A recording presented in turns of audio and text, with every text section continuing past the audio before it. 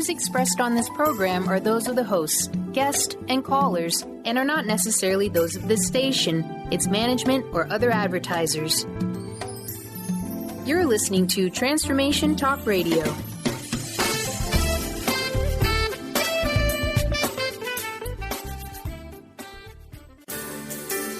On the cutting edge of the new mainstream, Christine Upchurch is passionate about bringing together science, psychology, and spirituality in a way that can be applied to our everyday lives for true transformation. The Christine Upchurch Show, stellar conversations to illuminate your journey, engages some of the most inspired visionaries on the planet in lighthearted, lively dialogue. Join us as we explore the expansive nature of reality in a down-to-earth way, offering you insights and tools, empowering you to become that bright light you're meant to be. Now, here's your host, Christine Upchurch. Hello, everybody. Welcome. I'm so glad you're joining us here today on the Christine Upchurch Show here on KKNW AM 1150 in the Seattle area. You might be listening on WBLQ AM 1230 radio in Connecticut, Rhode Island, or New York on one of the 35 stations in Australia, or anywhere around the world on Transformation Talk Radio. Or if you're not listening live, you might be listening in the archives on christine-upchurch.com. But wherever and whenever you're listening, I'm so glad you're joining us here. And I want to say hello to my better half here in the studio who does his magic so you can hear these wonderful conversations, Mr. Benny Mathers. Good morning, Benny. Hi there. Good day, Christine. I'm doing very well. Thank you for asking. And you look spry as always. Oh, thank you. Thank you. You know, whether I sleep or not. I don't know how you pull it off, but you do just fine. Thank goodness for makeup. Let's put it that way. You don't need it. And, you know, it's funny because we talk about all sorts of subjects on this program, and our goal is to help you on your journey. And I know for each and every one of us on our journeys, we come up with goals. We're goal-setting kind of people. We're in a goal-setting culture. And yet oftentimes we don't achieve our goals, and we are going to be talking about manifestation of our goals and aspects of that from a different angle than you're used to looking at. Today we're going to be talking to Matthew Ferry. He is, let's tell you what he's not first. He's not your typical author. He's not your typical speaker. He's not your typical coach.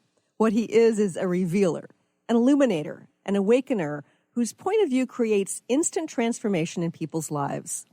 He's a global thought leader in personal transformation, and he's known for his unorthodox approach, which is one of the things I appreciate about him. He's an author of powerful books and life-changing training programs, including The Mental Journey to Millions, Ridiculous Bliss, I like that, and Transforming Fear into Action. I'd like to welcome our guest today, Matthew Ferry. Hi, Matthew. Hello, Christine. Thank you for having me. Hello, Benny. And, you know, it's Benny stepped out for a moment here. He's multitasking as he normally does. You know, Matthew, so many of us want to manifest all sorts of things in our lives. And so what we often do is we come up with goals. And you've got a slightly different kind of perspective about it. But what do people typically do when they decide they want to create something in their lives? Well, I think first of all of us are creators. We think, oh, I want to have a house, I want to get a car, I want to start a family, I want to get better at my job, I want to take it to the next level. Uh-huh. So we naturally say, okay, here's the new thing that I'm going after. We stick a target out there, and then we start pushing for it. Right. And I'd say, most of the time, people are able to accomplish the relatively easy ones, but the big ones seem to be a big challenge. And I don't know about you, but it seems like we get addicted to setting the big ones. Right. Oh yeah. And we focus on our imagination that end goal and the really big stuff. So what's wrong with taking that approach? I don't think there's anything wrong with it, but here's what I've noticed over the years. My objective is to assist people in getting into a quiet mind state. And when their mind goes quiet and their imagination is free, they're able to set goals that are actually in line with who they are. But you know what, Christine, when I meet people, they're often in this place where they think, if I achieve this goal, then I'm finally going to be happy, and I'm finally going to be satisfied, and I'm finally going to feel vindicated because I told people this is what I want. I'll be happy when, fill in the blank, yes. That's right.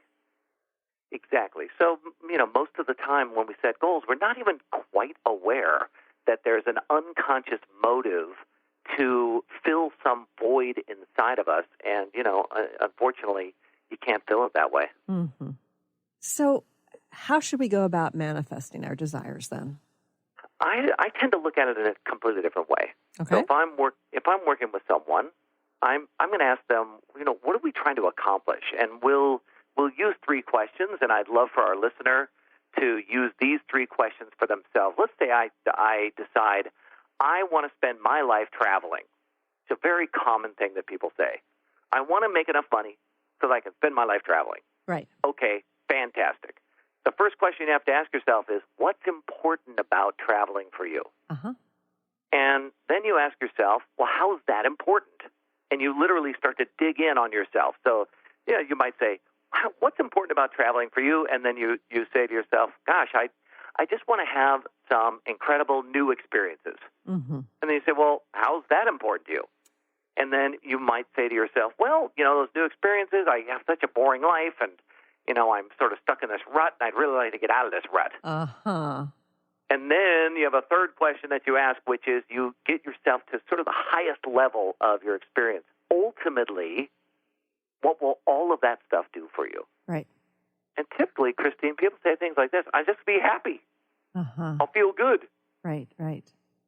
And what I've found is if you'll skip all of the goal setting and go directly to that objective and only work on that objective, you end up doing all kinds of great, fun things. You accomplish a lot, but you're in a state of satisfaction now versus someday in the future when all the conditions are correct. Right. So let's go back to this example of, saying, I want to travel. So let's say that this person, instead of going about it the way you're suggesting, instead it's like, okay, that's going to fill that void. They go and they travel and they have a wonderful experience.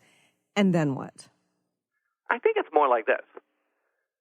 We say, I want to travel. Mm-hmm. And then we work and we work and we work and we work and we work and we work and we work. And we hopefully we save up some money and we save up some time and we get out and we travel. And because we were not aware of what we were really trying to experience, which was, I wanted to feel good. I wanted to feel like I'm experiencing new things. I wanted to get out of the doldrums. I wanted to go and have new experiences. But if we're spending 50 weeks of doldrum and boredom and grind to have 2 weeks of new and interesting, so that new and interesting, while it's a nice buzz in the moment, there isn't a fulfillment in the rest of the 50 weeks. The better thing to do is to identify what you're committed to. Yes. What do you really want? You want to have these new and interesting experiences. So you start to plan and take action to do it even in the smallest amount. Okay. Right? Can you just take a road trip? Yeah. So it seems to me like, if you've got this perspective that traveling is going to make you happy, and you talk about a road trip. So instead of let's just take this example again. So say, for instance, that I'm feeling like I really want to go to Europe because that's going to make me feel better, and it's going to be new and interesting. But I realize that I just want new and interesting and, to be more engaged in my life. So on the weekend I decide, I'm going to go check out a new park, that's about a 2-hour drive away. And I'm going to have a friend, come with me. And so that's new and interesting, something you haven't done before. So what you're saying is little things like that can really fulfill you as opposed to just waiting for that big goal. And if you take it a step farther, what we really want is to have a great life. And almost every goal we set is about having a great life. And the issue with the goal setting in general is that we think that we're going to have the great life someday in the future, once all the conditions have changed. And the game that I ask people to play is, how can we lower the bar right now?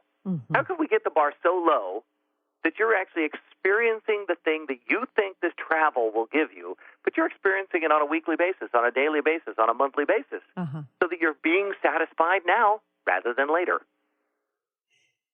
So You know, Matthew, I think about sort of deconstructing this through these three questions.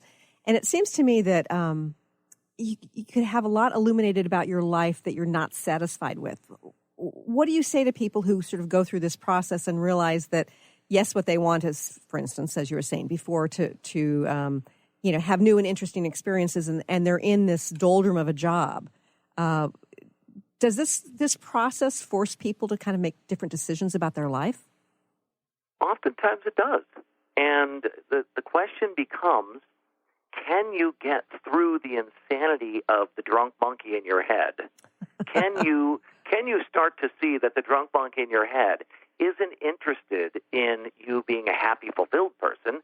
It's interested in you surviving, looking good, being smart, showing the world how amazing you are so that you can be included, et cetera, et cetera. Right. Part of the process is you and I stepping back. We ask the questions, then we begin to examine what is causing my dissatisfaction in the first place. Right. So that's a little different take on the process. But we start with a goal. The goal will probably lead us down that path. Right. Okay, so tell me a little bit more about the drunk monkey, because I think that many of us don't recognize that we have a very active drunk monkey within us. Well, the drunk monkey is a little nickname that I made up for my mind, I don't know, 25 years ago or something like that. And I remember one of my teachers saying, your mind is like a monkey. And I thought, ooh, monkey mind, that's cool, right? Very Eastern. Right. But back then I was young and I was partying like crazy, and I thought, you know what, my mind's not like a normal monkey. My mind is a wasted, drunk, obnoxious monkey. And I started calling it the drunk monkey in my head, and it's not grammatically correct, but it's stuck. Right. And now it's sort of synonymous with the work that I do. But the drunk monkey is really just the negative self-talk in our head, and it's the chatter about, it shouldn't be this way, and why are they doing that, and how come I'm not getting what I want, and it's the antagonizing voice in our head, it's the judgment of other people, and ultimately it's biological. This is the thing that people don't realize. It's just biology. In what way? Meaning its job is like the CIA of your body. So over time, but the idea of self-talk is nothing more than your body trying to assess what's going on out there in the world and then guide the body in a particular direction away from pain and towards pleasure. So whereas a dog might go over and gobble something up, we will look at the thing and have a conversation with ourselves about it. Right. So it's part of our survival system. The talking in your head is not relevant, it's not important, it's not even valuable. And when you learn to see it for what it is, all of a sudden, the motivation for it to talk begins to diminish. Your mind goes quiet, your creativity explodes, your resourcefulness is incredible. It's a very amazing state. I love this. We have to go to a quick break, but when we return, Matthew, I'm going to want you to talk about the steps we can take to quiet that drunk monkey and become more empowered to live happier, more fulfilled lives. More with Matthew Ferry here in just a few moments.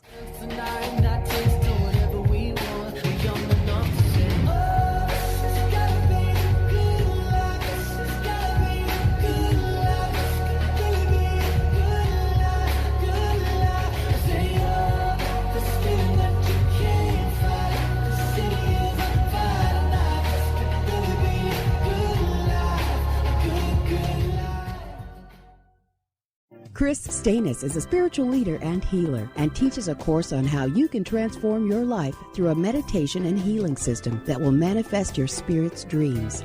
She manifested the Women of Wisdom Conference, the Women of Wisdom book, and this radio show. And she can show you how to change your life too. Are you ready?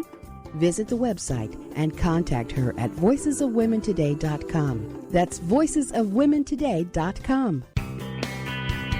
The goal for the Art of Powerful Living Radio is to inspire every human to live lives that are rich, fulfilling, on purpose, and fun. This hit show with Robert Schoenfeld is a fresh approach to boldly living our lives with creativity, courage, patience, wisdom, love, and power. Join Robert every month with Dr. Pat Basile for the Art of Powerful Living Radio. On the cutting edge of the new mainstream, Christine Upchurch is passionate about bringing together science, psychology, and spirituality in a way that can be applied to our everyday lives for true transformation. The Christine Upchurch Show, stellar conversations to illuminate your journey, engages some of the most outstanding visionaries on the planet in lively dialogue to inspire you to become that bright light you're meant to be. Join Christine every Friday at 11 a.m. Pacific Time on KKNW, AM 1150, and Transformation Talk Radio. What is a brilliant culture? And how do we create them? Why are they important? Claudette Rowley has created a breakthrough 5-step process to help you design a culture that is authentic, innovative, and successful. Learn how to create change with Cultural Brilliance Radio, the DNA of organizational excellence, and Claudette Rowley. To learn more or work with Claudette, visit ClaudetteRowley.com. I'm Christine Upchurch, and this is a Stellar Reflections Minute. Years ago, when facing cancer, without any immediate treatment options, I sought healing by making various life changes. For a while, I followed a very restrictive diet. I often found myself obsessing about which foods were good and which ones were bad. Then one day, I realized I was consuming foods based on fear of not getting well. But I didn't want to make choices out of fear anymore. I decided it was far better for my immune system if I allowed myself to experience the joy that came from, say, eating frozen yogurt, than it was for me to ingest the fear that came from avoiding it. Now, instead of choosing healthy habits based on fear, I try to make choices because they feel right and ultimately bring me joy and ease. How many of your healthy habits are really based on fear? Please visit StellarReflections.com or call 425-999-9836. That's 425-999-9836.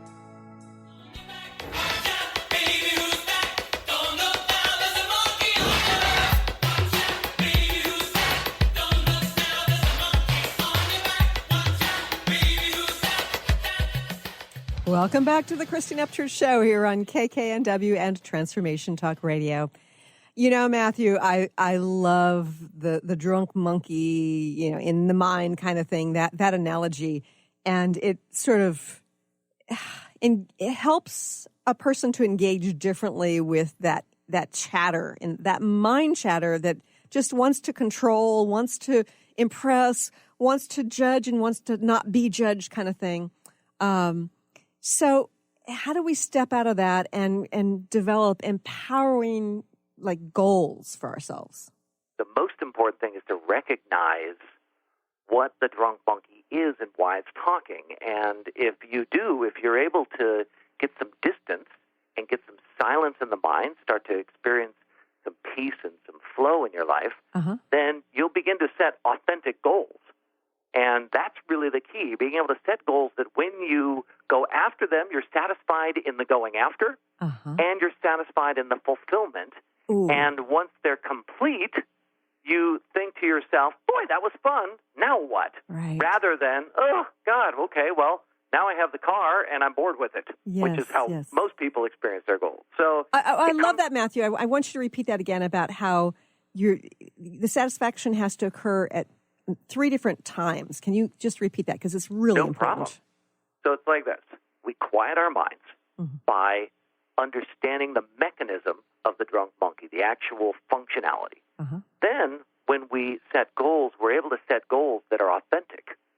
We actually want them. They really do fulfill us. And then what happens is we're fulfilled in the going after, the achieving part.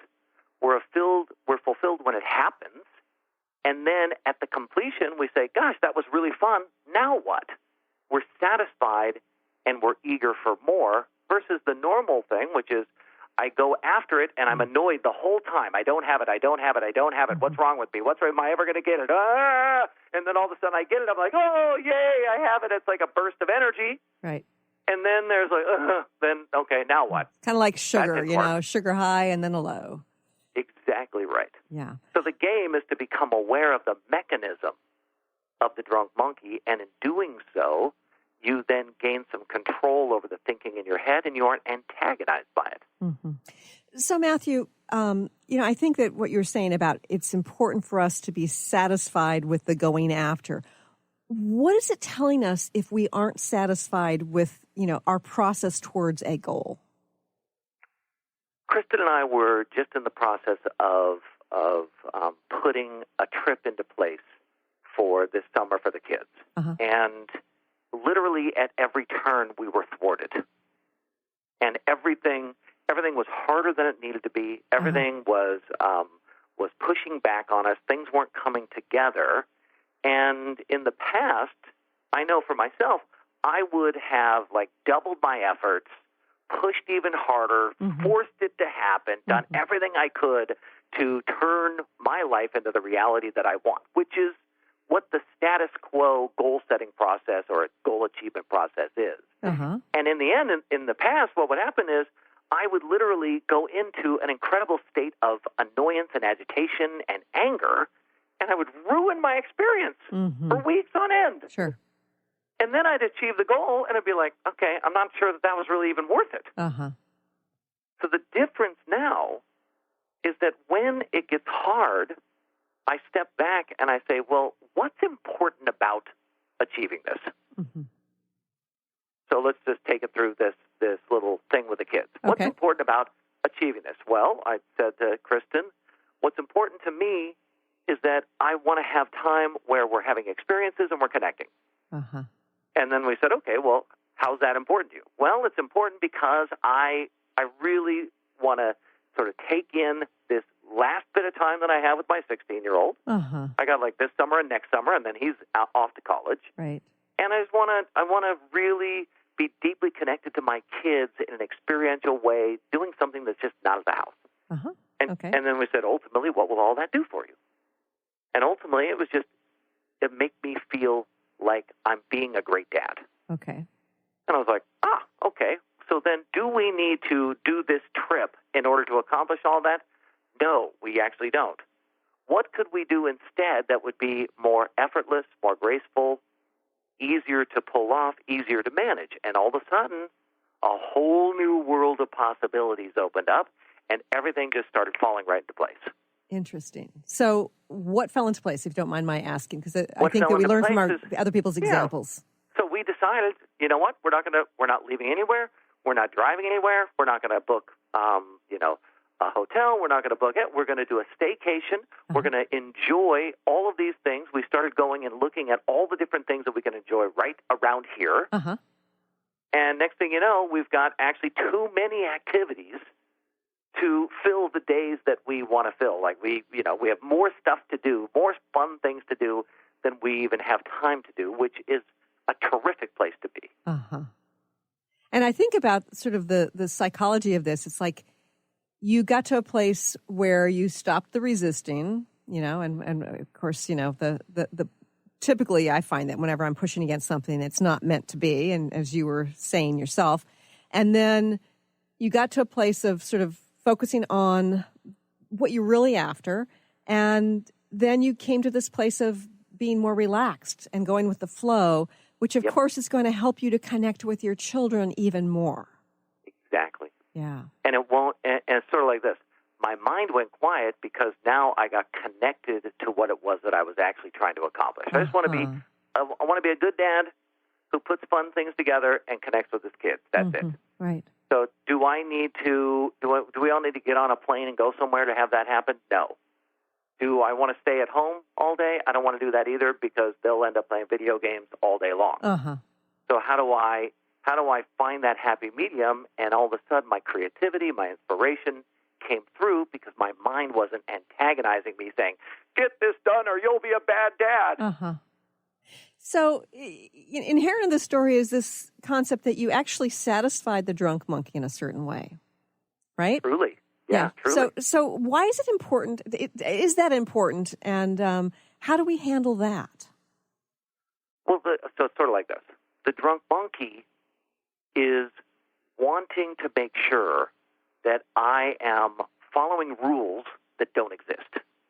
So the drunk monkey believes that to be a good dad, you have these 98 things that you must do on a regular basis. 1, 2, 3, 4. You wake up in the morning, you have a note taped on your forehead from the drunk monkey. Here are the 17 things you're accountable for today that don't make any sense, but because I am genetically programmed to be a person that keeps the children in a certain way, you're going to behave like this. So I have all these rules.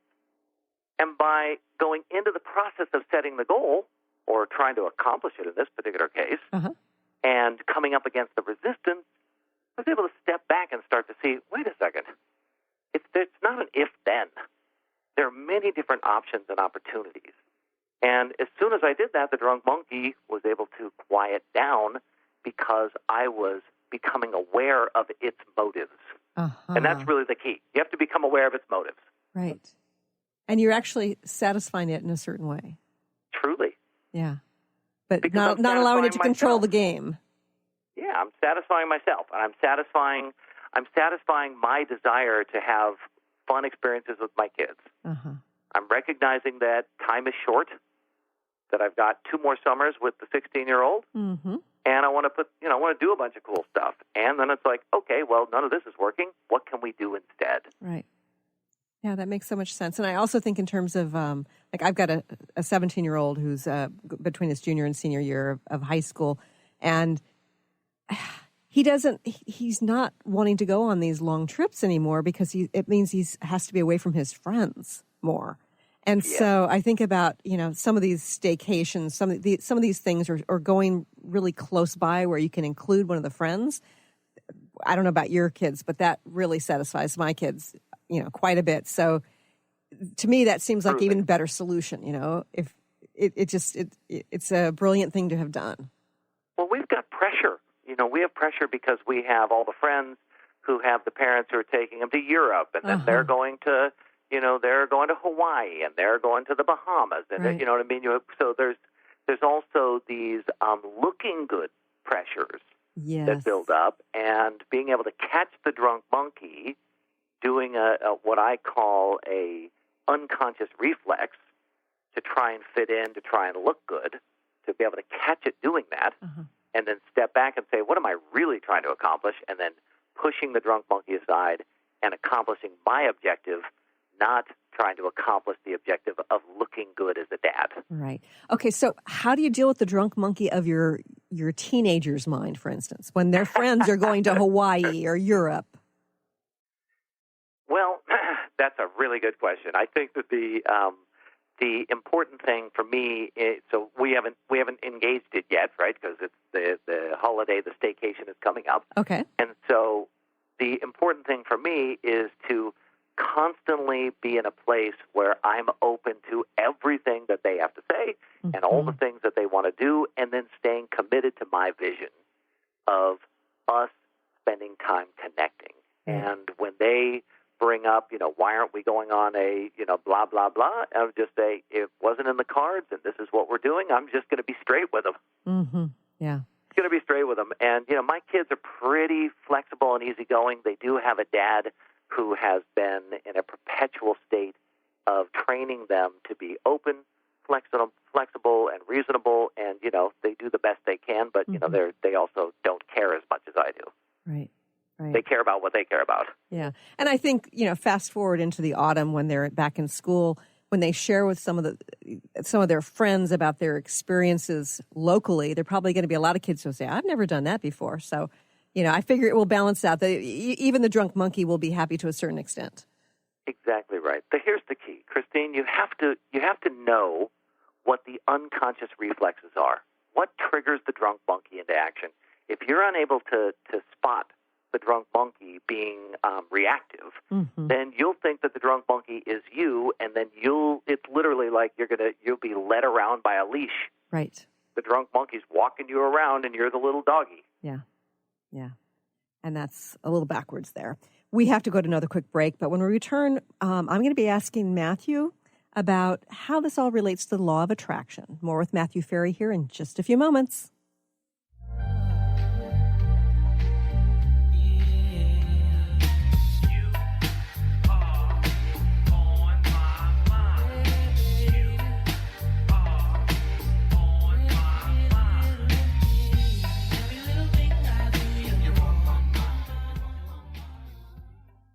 How would you like increased health and vitality? How would you like to avoid the onset of disease as well as slow the aging process? This is all possible through a simple, safe, and natural process. Every day we are either moving toward wellness or away from wellness. Hi, I'm Mary Jane Mack. I'd like to be your partner in achieving optimal health. Contact me now at maryjanemack.com or call 425-392-0659. Visit maryjanemack.com. Isn't it time to put your health first? To give yourself the gift of whole body wellness? What if embracing unconditional love and self-care was the first step to wellness? Could you honor that for yourself? My name is Audrey Michelle, host of Rewired Life Radio and the author of Rewired Life, A Journey to Untangle Chronic Pain and Endometriosis. In my book, I share how I healed from 17 years of chronic pain and disease. Get your signed copy at audreymichelle.com/book, spelled MICHEL.com/book. This is Peggy Snow, practitioner at Stellar Reflections, with a Stellar Reflections Minute. So many people these days are trying to find ways to relieve their stress. What happens to our breathing when we're feeling overwhelm and stress? When we tune in, we realize that we're either holding our breath or taking very shallow breath to signal the body that all is well, which most of the time it is. Sometimes all that is needed is a nice, deep breath to break the cycle. First, exhale to get all the stale air out by engaging the abdominal muscles and blowing gently. Next, take a nice full breath in, feeling it fill your body all the way down to your hips. Release fully and enjoy the freedom of movement. Notice how your body feels. Do you feel refreshed? Calmness is only a breath away. This has been a Stellar Reflections Minute. For more information about what we offer at Stellar Reflections, visit us at stellarreflections.com or call 425-999-9836. That's 425-999-9836.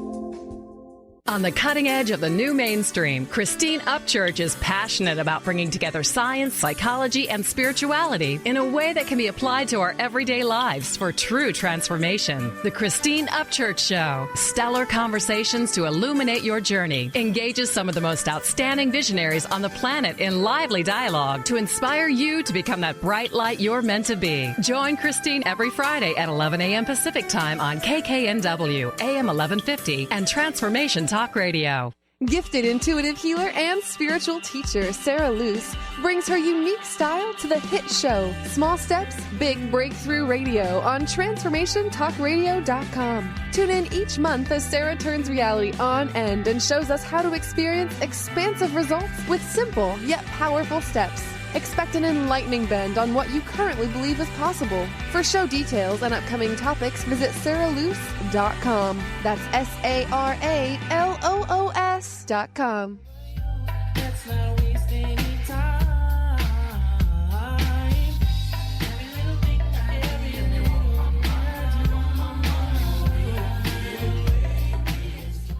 Welcome back to the Christine Upchurch Show here on KKNW, WBLQ, and Transformation Talk Radio.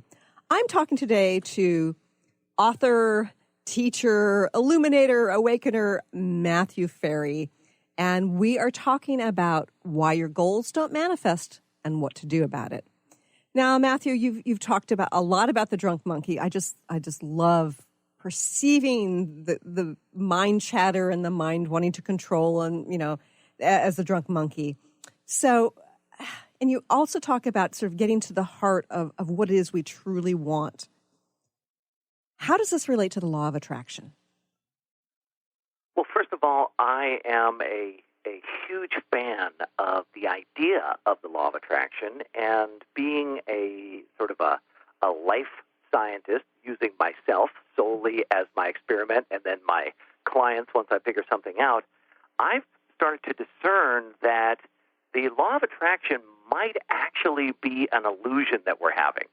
And I've started to see, Christine, that while I still think of it like the law of attraction, my perspective has shifted more like this. I notice that me, Matthew, and probably everyone else, I suspect, but I'm just going to take ownership of my perspective, I'm a part of what is manifesting.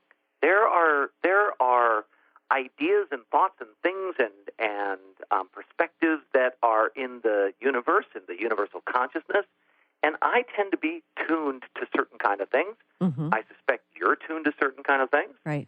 And when those things are ready to manifest, oftentimes they come to me and they come into my head, and I don't know where they come from. Mm-hmm. And then next thing you know, if I can find alignment then the thing that I want will start to come about. But what I've sort of given up on is this idea that I think of it and then it comes. Instead, the way that I think about it is that the only reason I'm thinking about it is that it's coming. Right. And then I'm tuned to that thing. Sort of like the car came about on the planet in, 4, 5, 8, 10 different places all over the planet. The car started to come. Yes. And it wasn't like it was that individual's idea. It was like an idea that was coming. Right. And, one of the things I find so fascinating about this perspective, I actually agree with you, Matthew, about this.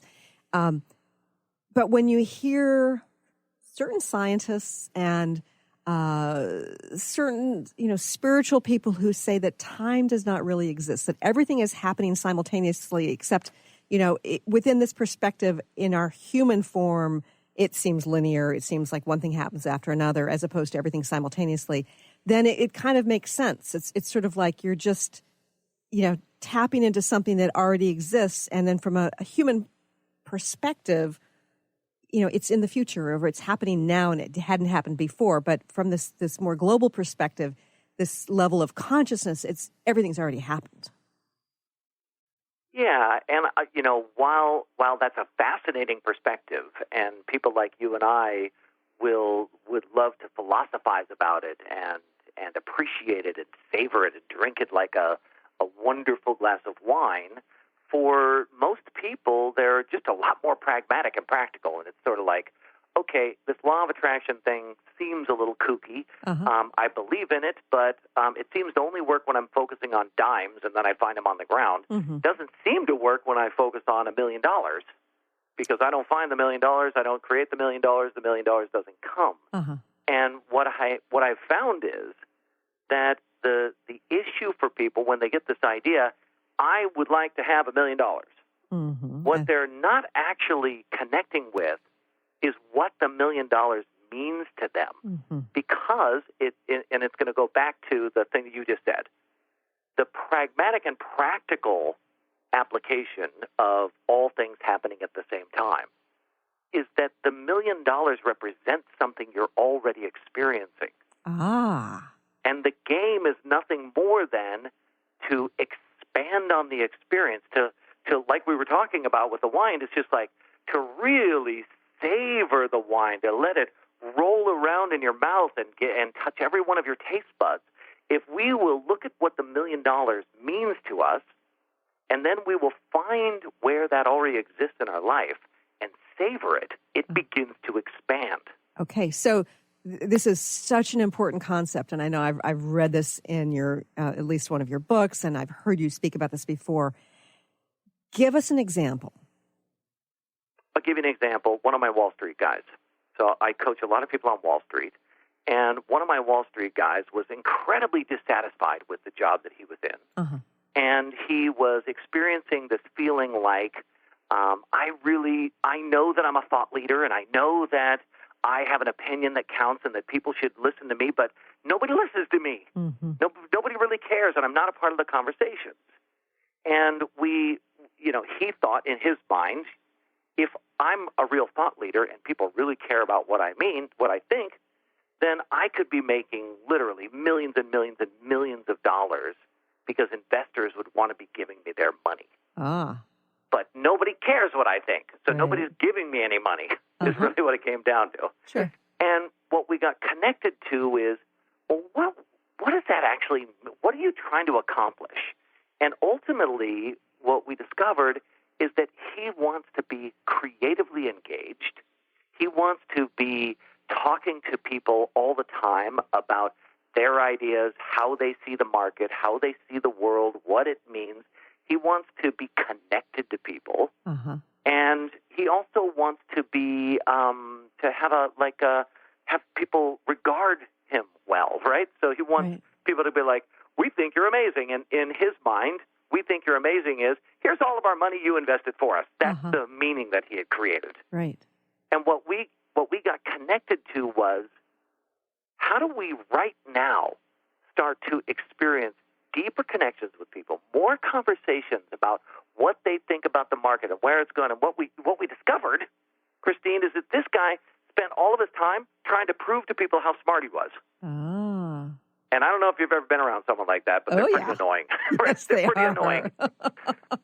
And so we got him to stop trying to prove to everyone that he was smart and instead get connected to the idea that he wanted to collaborate. Okay. That he wanted to have a conversation. Uh-huh. And we just worked on connecting deeply, finding out what people were up to, seeing what was important to them, asking them tons of questions about it, and really honoring and acknowledging and appreciating the people that he was talking to. Well, he did it for about 6 straight months. Uh-huh. And literally, in those 6 months, he went from this sort of lowly, mid-level guy to, in his company, he suddenly became like, oh, well, have you asked so-and-so what he thinks, right? And suddenly people are going, what does he think about things? Uh-huh. And all of a sudden he started to get this status. Next thing you know, he was approached by a man who was starting a new fund. That was 5 years ago. Uh-huh. Today, he's probably making 30 times as much money as he was back then. Wow. He is thought of as a thought leader in the industry, Uh-huh. and the entire thing started by getting connected to what does he really want? He wanted to connect with people. So why not do that now and forget about the money and forget about people investing? You just do the thing you want now. Mm-hmm. And, you know, Matthew, this brings up this notion of sort of looking at where we're at right now and not only maybe changing it towards our goal, but actually recognizing that we already have some of that. And I'm going to want to talk to you about that when we return, about how this concept of sort of achieving what we truly want relates to our perception of what we have now. More with Matthew Ferry here in just a few moments.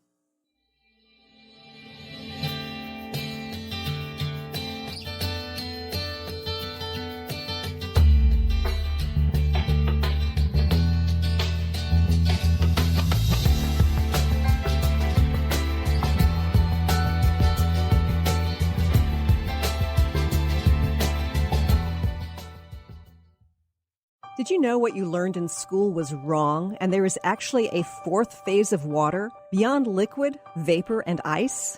I know. I too was shocked when I learned this. What makes this new discovery so exciting?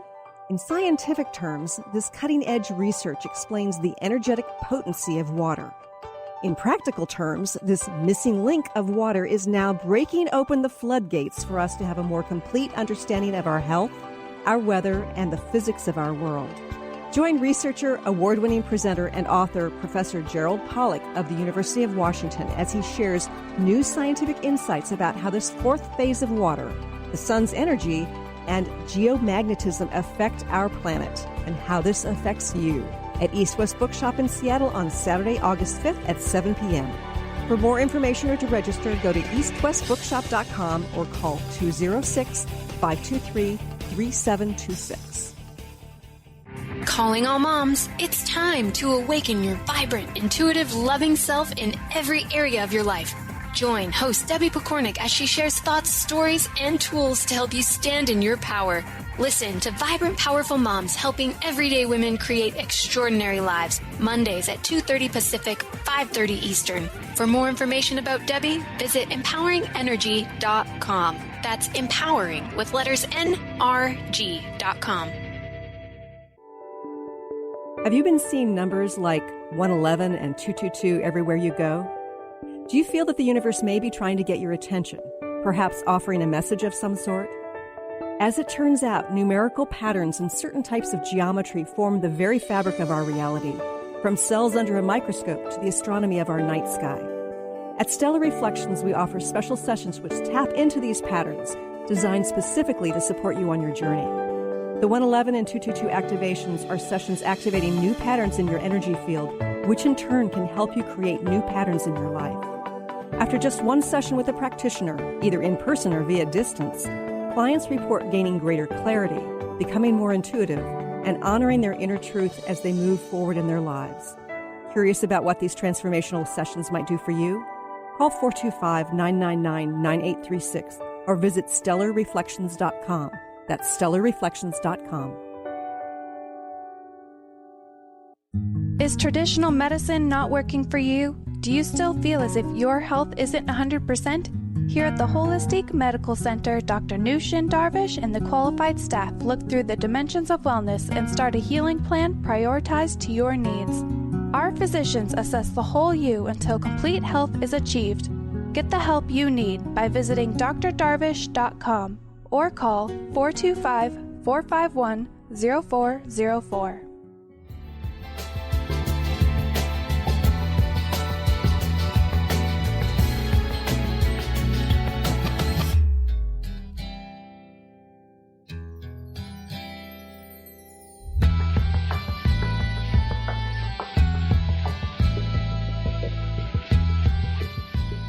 Welcome back to the Christine Upchurch Show here on KKNW and Transformation Talk Radio. You know, Matthew, this hour was flying by, and I want to make sure our listeners know how they can connect with you. What's your website and social media and that sort of thing? MatthewFerry.com, MatthewFerry.com. And if they go there, there's a really cool little download that they can get called 7 Steps to Happiness and Success. Great, yeah. And there are plenty of videos that you do as well that are fabulous. And I think I connected with you on Facebook first, and it's like I watched one of your videos and I was enthralled, and I thought, you know, this guy really understands this, you know, about really the law of attraction, the way I perceive it. And it's not the way, you know, a lot of other people perceive it or teach it. And so that's one of the reasons why it's like, I got to get this guy on the show. Well, I'm glad that we are connected in that way, and I hope that our listeners can get out there and connect with me as well. Yes. Now, you talk about expanding upon an experience that you're already having, and you touched upon it a little bit, but can you sort of expand upon that idea for our listeners? Because I think it's a really important one. No problem. Let's go back to my client. Here he was feeling alone, feeling like nobody included him, and he didn't realize that he was being a know-it-all and trying to prove that he was good enough and prove that he was valuable enough to be in conversations. And we flipped it on the ear, and all he really wanted to do was connect deeply with people. Uh-huh. And he wanted to be engaged in banter and brainstorm and talk about markets, and he wanted to be well-regarded. And what I said to him was, you get what you put out. Mm-hmm. So if you are teaching or treating other people with regard, it's only natural that it's going to come back to you, but get out there and just start asking questions and stop telling people what you think and start finding out what they think and watch what happens. And he just embraced this idea of experiencing what he thought it was going to be like when he was rich and famous and wealthy and powerful. He thought, you know, banter and engagement with all kinds of people, but you can do it now. Whatever it is that you get this idea, I want to achieve this goal, or this is the future that I would like to create, that is actually happening in your life right now. All you have to do is start to expand on it and do it more. Mm-hmm. So do you find that sometimes when people have set goals and they go through these 3 questions that you have them ask themselves, that they're already experiencing what they want? 99% of the time you can find the thing that you think the goal will give you in your life. Mm-hmm. You'll discover when you ask the question, ultimately, what will all of this do for you? When you ask that question, it typically comes down to, I'll be happy, I'll be fulfilled, I'll be satisfied, I'll have more enjoyment, I'll have more adventure, I'll have more fun. Uh-huh. And you have a lot of stuff that's already creating that for you. But what happens with the mind is this. Like, I have a client, for example, whose job is to solve problems. That's what he does at his company. And what I found is that his problem-solving mindset puts him in a state of dissatisfaction all the time because he sets a new goal. Uh-huh. And because he has the new goal, he thinks, since I don't have the goal now, everything is wrong. Okay. And I try and help him on a regular basis shift around. Your life is already good now.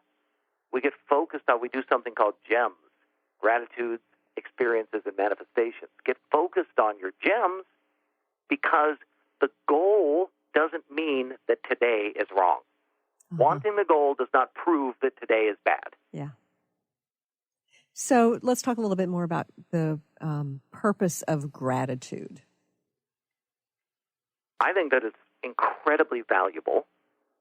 The mind is addicted to what's wrong. Mm-hmm. The mind's job, its actual biological function, is to seek out the things that might harm you or hurt you and move you away from them, and seek out the things that will be more pleasurable and give you life, or really, if you're being honest, fulfill your genetic potential is actually the positive things that the mind is going after. Uh-huh. The mind is not really focused on creativity. It's not focused on satisfaction.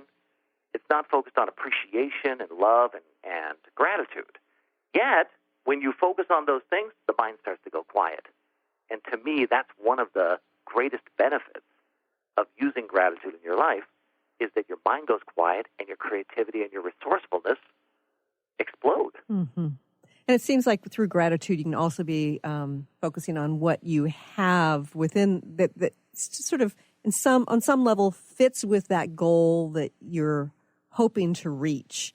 And so you've got the ability then to expand upon it. Yeah, anything other than happiness and peace is just a state of mind. Ah.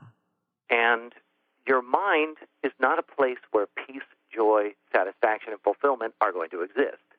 Those things exist when you are in a no-mind state. There's no chatter, and you're present to the amazing life that you have or what's going on around you. It's an illusion to think that things are not perfect as they are. The only thing that makes something not perfect is you labeling it. Mm-hmm. And the drunk monkey is a labeling machine. And the reason being is, by labeling, it can then pretend like it understands the world and navigate. But if we're being honest, we barely understand anything that's going on around us. We're just kind of stumbling through life. Right. So what does this mean about varying emotions? Are they part of the drunk monkey? Yeah, well, think about it in this way. Emotions assume that the body is too stupid to understand the world. So when you have a super positive emotion, it's the body going, yes, more of this, more of this. Come over here, ape, gorilla, animal, over here, this way. If you're having super negative emotions, it's the body saying, get away, get away, get away. Mm-hmm. So do I love positive emotions? Absolutely. Do I do my best to not experience the negative emotions? 100%. But what I find is, when you're in a state of gratitude, you don't have any emotion. And when you don't have any emotion, the only thing that is left is joy. So what happens if somebody loses a loved one? The attachment is the thing that brings the pain. Mm-hmm. And while it is, I mean, let's just be honest, right? It's almost inhuman to think that I'm not going to have some pain. But I have assisted many of my clients in going through the process much faster by getting connected to the gratitude that they had for the person in their life and the release of the imaginary loss, because there's a loss that they are experiencing that isn't real. It's a loss that's in their mind. Uh-huh. And when they're able to step back and go, wait a second, the mind is literally exaggerating a negative future. I don't know if you noticed this, but the drunk monkey literally believes that it's psychic and that it can predict the future. I don't know if you noticed that or not. Yeah, and it's really negative psychic, too. It is a really negative psychic. In fact, there was a Harvard study done where they had a iPhone app created and people reported what they were thinking as they were doing different activities, and there was like hundreds of thousands of people reporting. And the scientists actually had an epiphany that they didn't think they were going to have, which is that when the mind is idle, it defaults to the negative. Interesting. That's very interesting. Okay, we're running out of time here. Matthew, in 30 seconds or less, do you have a last little bit of wisdom for our listeners? Practice total and complete acceptance of all people in all situations at all times, including yourself. And when you do that, you will release your resistance, you'll go into gratitude, and joy and creativity will be the result. So that seems like a tall order to accept everything. And I know that that's what many very wise spiritual teachers teach as well. Is there a quick step to sort of like getting there, you know, by somehow Absolutely. avoiding the drunk monkey? It's not avoiding the drunk monkey. It's recognizing the drunk monkey's function in your life. And when you see it, you can release it. That makes sense.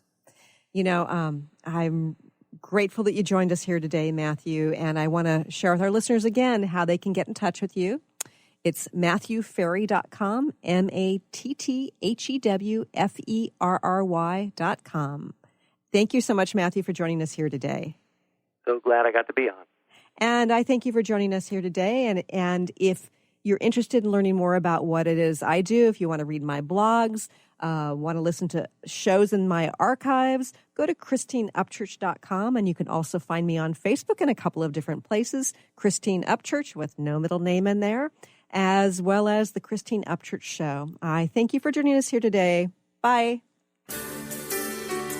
You've been listening to the Christine Upchurch Show, stellar conversations to illuminate your journey. Each week, this show engages some of the most outstanding visionaries on the planet in lively dialogue to inspire you to become that bright light you're meant to be. Join Christine every Friday at 11 a.m. Pacific Time on KKNW, AM 1150, and TransformationTalkRadio.com. For more information about the transformative healing work of Christine, visit www.stellarreflections.com. And for weekly topics, visit www.transformationtalkradio.com.